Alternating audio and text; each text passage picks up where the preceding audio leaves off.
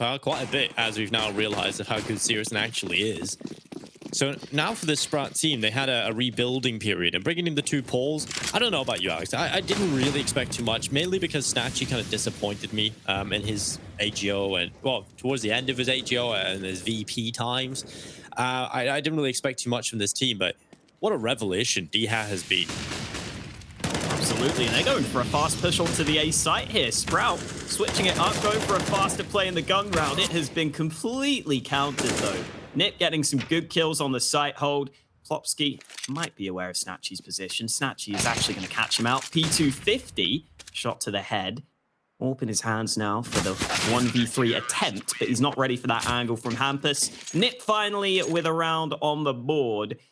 Yeah, Sprout definitely starting strong in this game. I think the exciting thing about this game for me is that Dennis has had a really strong start. I think if he can get involved in some of these early kills, if he can look good individually, he could really get them into the rounds in the first place and help set up DHA for success. So I'm excited if Dennis can keep finding some kills. He's currently top of the board.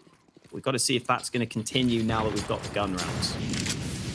Yeah, the gun rounds, incredibly important. NIP needs to start winning rounds on the defensive side. Otherwise, they're going to let Sprout build up what will be a fantastic half out of the attacking side, the less favored side here on this map.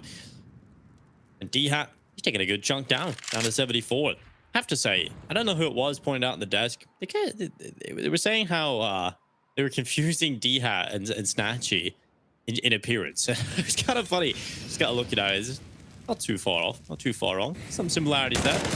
And what, Rez holding on. Favin will fall. Flashbang coming out from Rez, and well, he's under pressure, but Snatchy, I feel like he overcommits that. He kind of seen blood. He wanted that trade kill, and he just wasn't ready for Plopsky. Twist playing this committed angle, but he gets the first kill. Can't get away safely, though. Spiddy with a nice shot, but Nork with a nice shot of his own. So it's a 1v2 remaining for Spiddy with the Deagle. Plopsky is thinking of going aggressive. Oh, Spiddy readjusts, almost gets that kill. Plopsky realizes he's got to get away to safety. Still a chance here for Spiddy. Sneaking towards the A site. He knows that AWP was towards Yard, and now he knows he's in a 1v1. Nork has dropped onto the site, but Spiddy doesn't seem fully aware of that. It doesn't look like he's completely heard that, and Nork is still biding his time. Spiddy caught off guard. Nork pulls out the Deagle, but that was definitely too close for comfort. Those are the kind of rounds that scare me moving forward for NIP. The fact that a couple of them can come that close definitely gives me a few worries moving forward. So NIP definitely have to find a way to make those rounds a little more clean and to not get caught out as much there. But Sprout 5-2 up on the board. It will be a couple of Deagles now across the board. So it is a round that NIP should be picking up pretty smoothly. We'll see. They have a chance, Alex, to try and rectify some of the problems and let this economy really get some leg room. It hasn't really looked at solid throughout this game, and Nork, he'll miss the first shot, but DHat sprinting and hopping, trying to get back towards the secret stairs. And the kill from Nork will eventually come through. The follow-up elsewhere as well from Hampers. So this round's off to a pretty bad start for Sprout, and probably should continue this way. Oh, that was a team flash onto Snatchy. Not the best. They were trying to pop down the vent, get the bomb down. Not allowed, though. Nip with a clean round win. So after a strong start for Sprout, Nip start to come back into this one. Plopsky sticking with the MP9 as well. Interested to see where he takes that gun. Sprout, though, back to the AKs. And I think at this point, Dinko, this is where I'd like to see them just go for the outside smokes, try and get down secret early, and just see what Nip's response is. Because some teams really struggle to figure out those rotations. So that's what I prefer Sprout to do in this round. They haven't really done that too much so far in this game. It looks like Sprout disagree with me, Dinko. They're just going to chill and lobby. Who would ever do that, Alice? Who would ever disagree with you? Fools. Oh, well. At the moment, Sprout just setting up utility. He'll be put in place, and well, Dennis has taken a little bit off the top, and that's the bomb down. A second shot from Nork. That is nice. Now he can fall back. He also has Twist if they needed a fallback plan, but there is no fallback plan needed when Nork's on the AWP. It seems he's done everything, and he might just continue to do so. A third kill for Nork, looking for a 4K.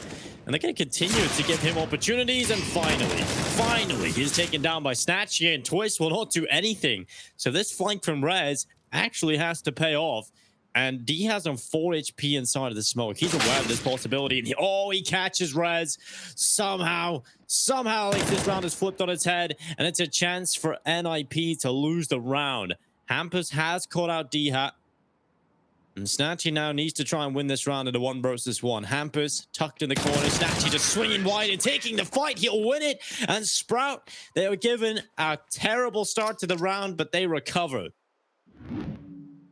Wow, I thought Snatchy was just going to go B there. He had the bomb.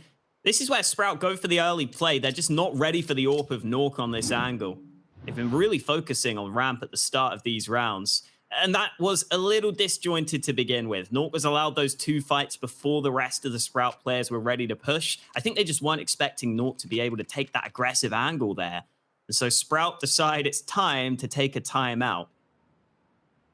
Even in that 1v1 though, Snatchy, I don't think expected Hampus to just still be there, right? Because he was peeking onto the other side. He was looking at Hell. He didn't spot Hampus to begin with, and he just assumed, well, Hampus won't be holding this close angle. He was, and yet still, it comes close.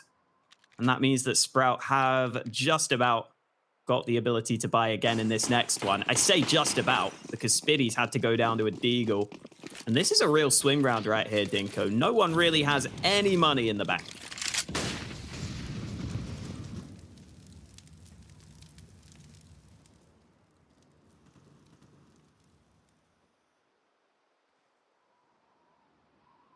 Double smoke towards outside. Full execute from Sprout.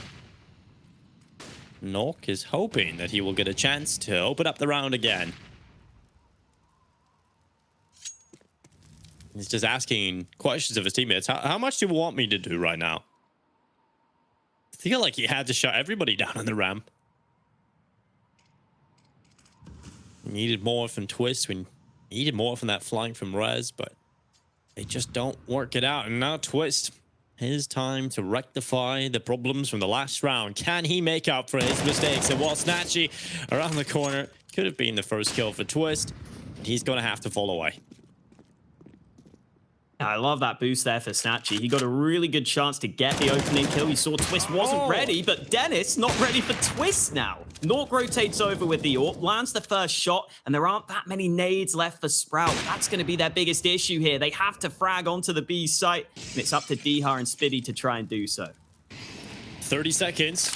D-Hat and Spiddy, like you said, having to do it all in this 2 versus 4. Spiddy, he goes to the vent. He wins the fight in the Deagle, but just was not in a position and wasn't ready for Hampus.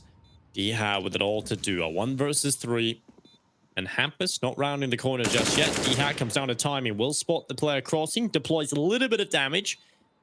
But now he's kind of caught in decon. That smoke comes up and makes things real difficult. Can he get the lineup onto the diffuser? He's not too far off. And Hampus, he'll get it done.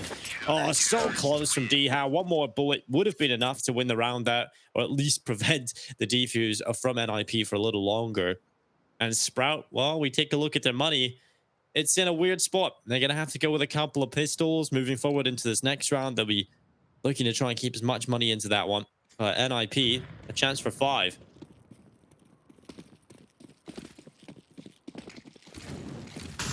Finally, Sprout testing that secret position. I think you got to see the response from Nip, though. You got to see Twist is going to rotate down to the B site to begin with, and then Nork had to plug that gap towards ramp. So you get to start to see what the rotations are like from Nip, and that's where maybe you can exploit those later on into the game, right? Maybe you know that Twist is going to rotate away from ramp, and then you can fake the outside play and try and get that timing window right. There's all sorts of potential plays. This is a potential play for DR, but Nork is ready for it.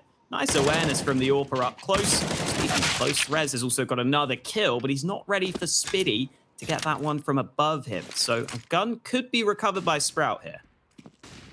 Nork. Or holding the cross. Twist with one under Spiddy. A follow-up kill from Nork as well. Does leave Favin in a 1v4 with a Deagle in his hands. He will turn his attentions elsewhere, but we're really clutching at straws, and Favin clutching at Plotsky's head. He takes it right off his shoulders. Now we'll be looking at 3 more. Twist, Hampus, and Nork. the last remaining players. Faven has just picked up an M4 and has dropped to his hands.